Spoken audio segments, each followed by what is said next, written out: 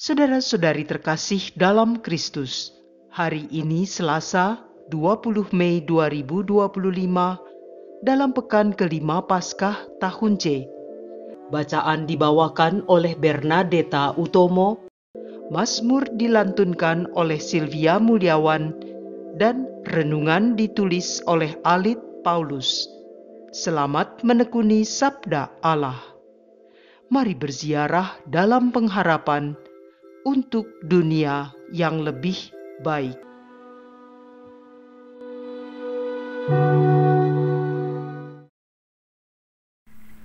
Dalam nama Bapa dan Putra dan Roh Kudus, amin.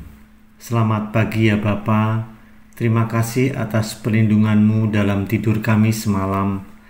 Terima kasih atas kemurahan hati-Mu memberikan anugerah hidup yang baru hari ini, sehingga kami bisa bangun dengan tubuh yang sehat, hati yang damai dan sukacita. Semoga sabda-Mu hari ini yang kami dengarkan dan renungkan membuka hati dan telinga kami untuk memahami bahwa damai sejahtera-Mu memberikan sukacita bahkan ketika kami dalam masalah. Amin. Bacaan dari Kisah Para Rasul, bab 14, ayat 19 sampai dengan 28. Waktu Paulus dan Barnabas di kota Listra, datanglah orang-orang Yahudi dari Antiokhia dan Ikonium, dan mereka membujuk orang banyak memihak mereka. Lalu mereka melempari Paulus dengan batu dan menyeretnya keluar kota karena mereka menyangka bahwa ia telah mati. Akan tetapi, ketika murid-murid itu berdiri mengelilingi dia, bangkitlah ia, lalu masuk ke dalam kota. Keesokan harinya, berangkatlah ia bersama-sama dengan Barnabas ke Derbe. Paulus dan Barnabas memberitakan Injil di kota Derbe dan memperoleh banyak murid. Lalu kembalilah mereka ke Listra, Ikonium, dan Antiokhia. Di tempat itu mereka menguatkan hati murid-murid dan menasihati mereka supaya mereka bertekun di dalam iman.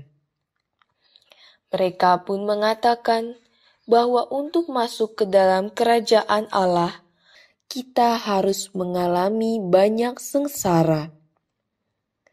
Di tiap-tiap jemaat, rasul-rasul itu menetapkan penatua-penatua bagi jemaat setempat. Dan setelah berdoa dan berpuasa, mereka menyerahkan penatua-penatua itu kepada Tuhan, yang adalah sumber kepercayaan mereka. Paulus dan Barnabas menjelajah seluruh Pisidia dan tiba di Pamfilia. Di situ mereka memberitakan firman di Perga, lalu pergi ke Atalia di pantai.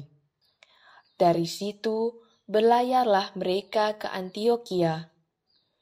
Di tempat itulah mereka dahulu diserahkan kepada kasih karunia Allah untuk memulai pekerjaan yang telah mereka selesaikan. Setibanya di situ, mereka memanggil jemaat berkumpul, lalu mereka menceritakan segala sesuatu yang dilakukan Allah dengan perantaraan mereka, dan bahwa Ia telah membuka pintu bagi bangsa-bangsa lain kepada iman. Di situ mereka lama tinggal bersama-sama dengan murid-murid. Demikianlah sabda Tuhan.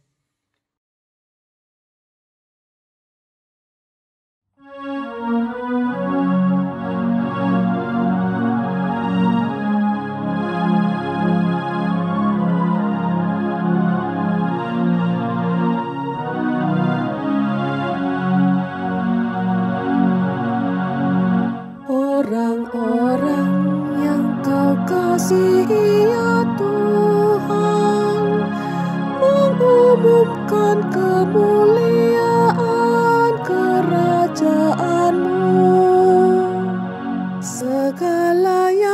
jadikan akan bersyukur kepadamu ya Tuhan. Dan orang-orang yang kau kasihi akan memuji Engkau. Mereka akan mengumumkan kemuliaan kerajaan-Mu dan akan membicarakan keperkasaan-Mu.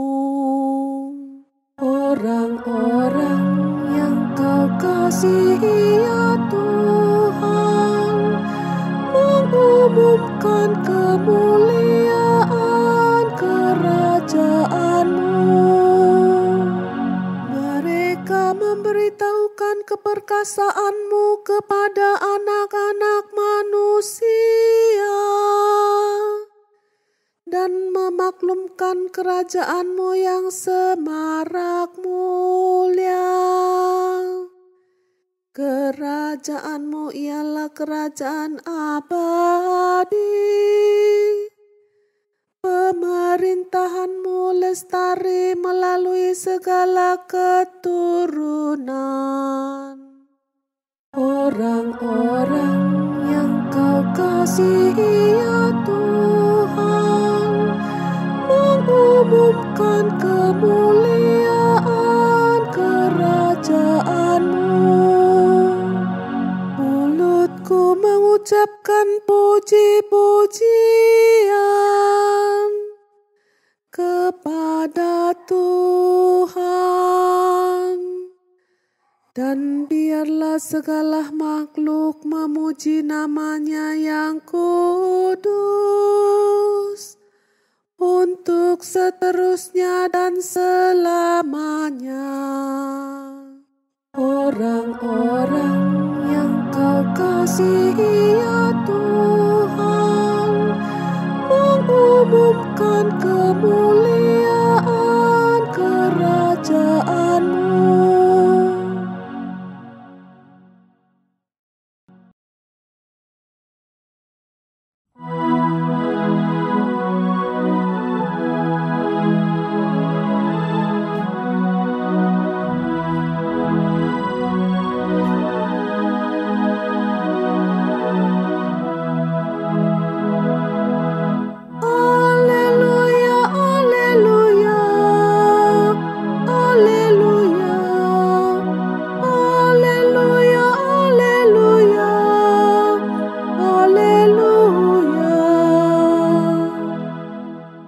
Mesias harus menderita dan bangkit dari antara orang mati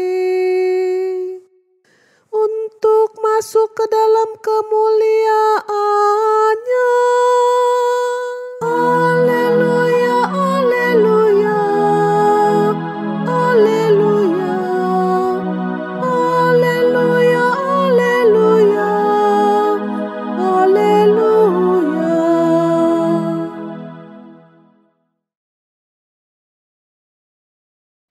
Inilah Injil suci menurut Yohanes, bab 14, ayat 27 sampai dengan 31a.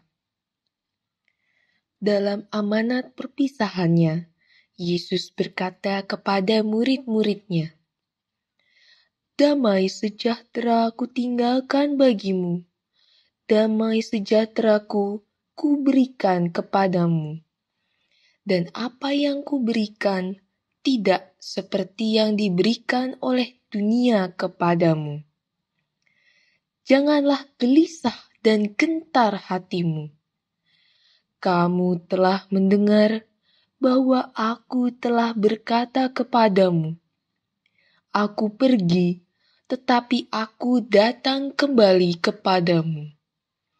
Sekiranya kamu mengasihi Aku, kamu tentu akan bersuka cita karena Aku pergi kepada Bapa-Ku, sebab Bapa lebih besar daripada Aku. Sekarang juga Aku mengatakannya kepadamu sebelum hal itu terjadi, supaya apabila hal itu terjadi, kamu percaya. tidak banyak lagi aku berkata-kata dengan kamu, sebab penguasa dunia ini datang, namun ia tidak berkuasa sedikit pun atas diriku. Tetapi dunia harus tahu bahwa aku mengasihi Bapa, dan bahwa aku melakukan segala sesuatu seperti yang diperintahkan Bapa kepadaku. Demikianlah sabda Tuhan.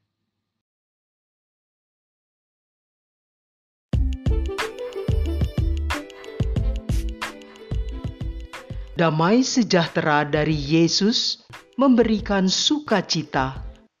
Renungan dibawakan oleh Alit Paulus.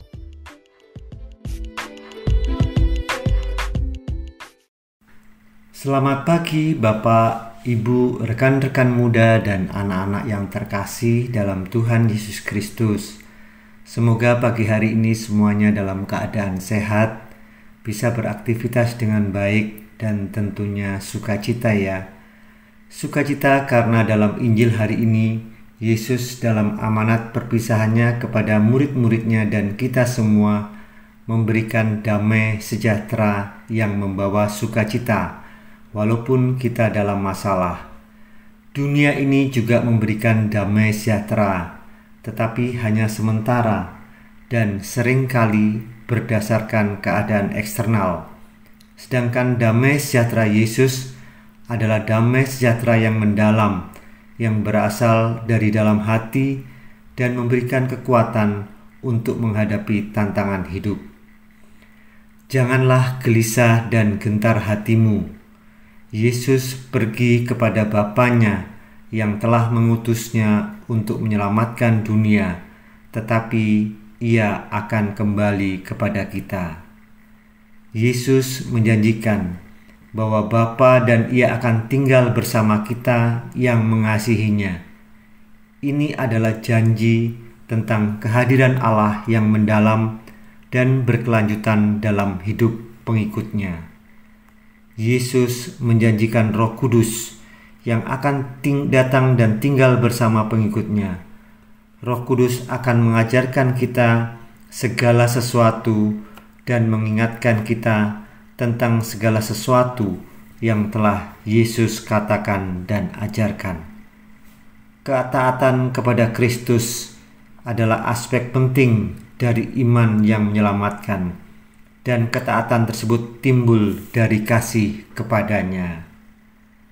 Dalam bacaan pertama juga dikisahkan bagaimana Santo Paulus dalam memberitakan Injil menghadapi tantangan. Dia dilempari batu, diseret keluar kota, hingga hampir mati. Tetapi demi kasihnya kepada Yesus, Paulus bersama Barnabas dan murid-murid yang lain tetap taat dan setia mengikuti jalan salib Tuhan.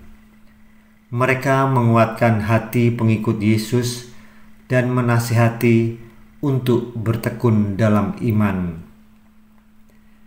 Bahwa untuk masuk ke dalam kerajaan Allah, kita harus mengalami banyak sengsara. Tetapi Kristus menjanjikan kasih yang khusus, kasih karunia dan kehadirannya yang mendalam bagi mereka yang mengasihinya dan berusaha menaati perintahnya. Yesus mengatakan bahwa Ia pergi kepada Bapanya, namun Ia juga mengatakan bahwa Ia tidak akan meninggalkan pengikutnya sebagai yatim piatu, tetapi akan memberikan penghibur, yaitu Roh Kudus. Yesus menjanjikan bahwa Ia akan datang kembali dan membawa pengikutnya ke rumah Bapanya di surga. Marilah berdoa. Allah Bapa yang Maha Baik, kami mengucapkan syukur atas sabda-Mu hari ini yang menyadarkan kami bahwa melalui Putra-Mu Yesus Kristus, damai sejahtera yang Engkau berikan kepada kami membawa sukacita dan pengharapan akan dunia yang baru. Ajarilah kami untuk saling mengampuni dan mengasihi sesama, agar damai sejahtera-Mu sungguh kami rasakan di dalam kehidupan kami. Amin. Dalam nama Bapa dan Putra dan Roh Kudus. Amin.